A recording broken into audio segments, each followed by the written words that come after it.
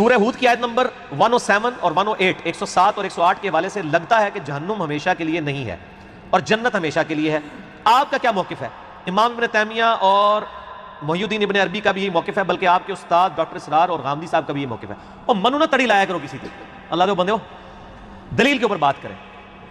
یہ بات صحیح ہے کہ امام ابن تیمیہ اور محی الدین ابن عربی ایک طرف سلفیوں کے امام ہے، ایک طرف صوفیوں کے امام ہے، دونوں کسی بات پہ متفق نہیں ہیں، لیکن اس بات کے اوپر متفق ہیں اور اس آیت سے وہ غلط رزلٹ نکالتے ہیں. دیکھیں عقیدہ جو ہے نا یہ اصول کی بات ہے، اصول جو ہے اجتہاد سے نہیں ہوتا جب تک نص موجود نہ ہو.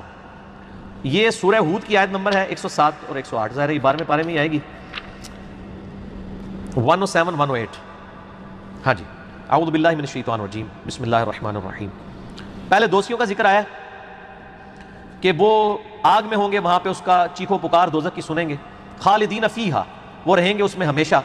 ما دامت السماوات والارض، جب تک کہ آسمان اور زمین قائم ہے. الا ما شاء ربک، ہاں اگر تیرا رب ہی چاہے.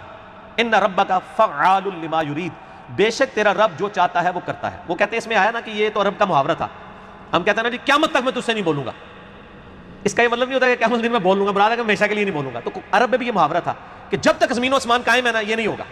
تو یہ محاورہ تھا نا، ورنہ تو زمین و آسمان میں بھی ہمیشہ تو قائم نہیں رہنا.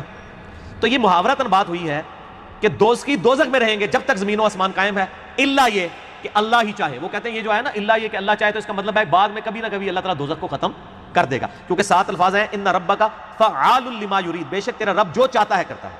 اچھا جی آگے کیا ہے؟ وَأَمَّا الَّذِينَ سُعِدُوا فَفِي الْجَنَّةِ خَالِدِينَ فِيهَا، اور جو سعادت مند ہیں وہ ہوں گے جنت میں، اس میں رہیں گے ہمیشہ. ما دامت السماوات والارض، اس وقت تک جب تک کہ آسمان و زمین قائم ہے. الا ما شاء ربک، ہاں تیرا اگر رب ہی چاہے.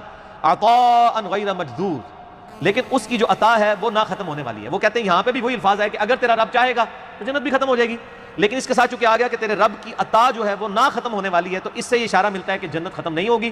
اور اوپر یہ آ رہا ہے کہ ان ربک فعال لما یرید، اس سے لگتا ہے کہ اللہ تعالیٰ کبھی چاہے گا تو دوزخ ختم کر دے گا. اندھے کو اندھیرے میں بڑی دور کی سوجی، ایڈے اس طرح رزلٹ نہیں کٹے جاتے. اور پھر وہ آگے کہتے ہیں دیکھیں جی جنت کا ذکر جب بھی قرآن میں آیا نا تو وہاں خالدین فیہا ابدا آیا، اور دوزخ کا ہاں سارے ہسے جے تہاڈی بھی جہالت اللہ دے بندو، قرآن بھی کھول لیندے، دوزخ نال بھی ابدا آیا ہے.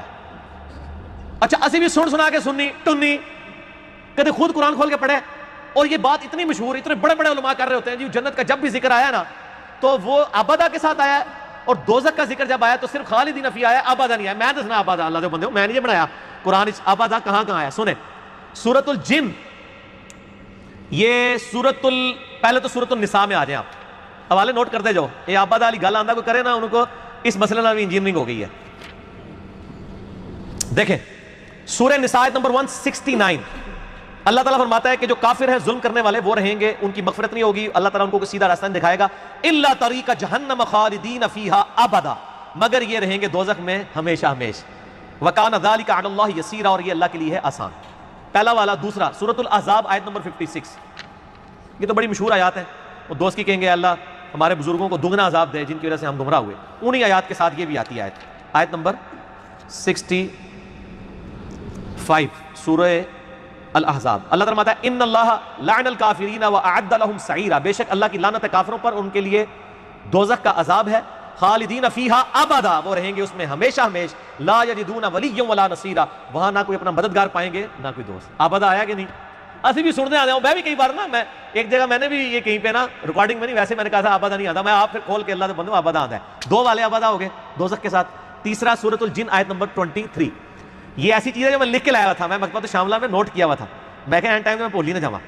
سورۃ الجن آیت نمبر 23، ٹھیک ہو گیا جی. پارہ نمبر 29 میں آتی ہے نا سورہ جن. اعوذ باللہ من الشیطان الرجیم. سورۃ المزمل ہے جی، اس سے پہلے سورہ جن ہے، آیت نمبر ہے اس کی 23.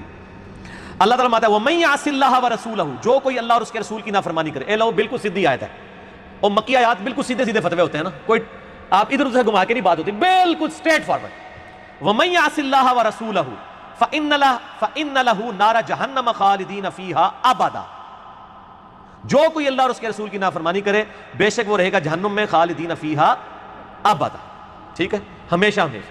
یہ ابدا، نہ میں وابی نہ میں بابی، میں ہوں مسلم علم و کتاب. دیکھو ثابت کیتا ہے نا، یہ جناب سال صدیاں کا مسئلہ حل ہوا ہے جی، ابدا ہی نہیں ہے. اس ٹائم شاید اگر وہ کوئی مکتبہ تو شاملہ ہوتا تو پرانے بزرگ بھی کوئی آبادہ پا کے کاٹ ہی لیندے. قرآن تو سمندر ہے, ٹھیک ہو گیا جی, یہ تو حافظ بھی نہیں نکال سکتا, یہ مکتبہ شاملہ ہی کاٹ, ایک گھوڑے دی ٹیکنالوجی ہے جی کاٹ لیندی ہے, ٹھیک ہو گیا جی. اگلا سوال ہے, کیا ہندو, سکھ, یہودی, عیسائی بھی امت محمدیہ میں داخل ہیں صلی اللہ علیہ وآلہ وسلم؟ بالکل داخل ہیں جی, کیوں نہیں داخل ہیں؟ نبی علیہ السلام کے زمانے میں جو بت پرست تھے وہ آپ کی امت میں داخل تھے, تبھی تو آپ نے ان کو دعوت دی ہے. امت کی دو قسمیں, ایک ہے امت اجابت, وہ امت جو نبی کی دعوت کو قبول کر لیتی ہے, جیسے ہم مسلمان ہیں کہ ہم نے نبی علیہ السلام کی دعوت قبول کر لی, لیکن یہ بھی اسی اکیڈمی کے اندر باہر کوئی نہیں مانتا آپ کو مسلمان, کیونکہ اگر آپ دیوبندی ہیں تو بریلویوں نے آپ کو مسلمان نہیں ماننا, اور اگر آپ بریلوی ہیں تو دیوبندیوں نے نہیں ماننا, اگر آپ اہل حدیث ہیں تو انہوں نے آپ کو نہیں ماننا, دونوں نے, اور اگر آپ شیعہ ہیں تو آپ کو نہیں ماننا. یہ میں اس اکیڈمی میں کہہ رہا ہوں 1.5 ارب مسلمان, ویسے آپ گننے نکلیں گے تو 1.5 بھی نہیں لبڑا دونوں, کیونکہ وہ تو سارے ایک دوسرے کو کافر کہہ رہے ہوتے ہیں نا. تو ایک جو گوروں کی مردم شماری میں مسلمان ہے, مسلمانوں کی مردم شماری میں تو بریلوی دیوبندیوں کو ماننے کے لیے تیار نہیں, دیوبندی بریلویوں کو مان, جب ایک دوسرے کو گستاخ رسول مشرک کہتے ہیں, اسلام سے نکال رہے ہوتے ہیں نا. تو میں گوروں کی مردم شماری میں جو 1.5 ارب مسلمان ہیں, یہ ہیں امت اجابت جنہوں نے نبی علیہ السلام کی دعوت قبول کر لی, اور دوسرے ہیں امت دعوت جن کو ابھی آپ نے دعوت دینی ہے, وہ یہود و نصارہ اور سکھ عیسائی جتنے کافر ہیں, یہ بھی امت کے اندر شامل ہیں, آپ ان کو امت کہیں گے, لیکن یہ امت کی دو قسمیں.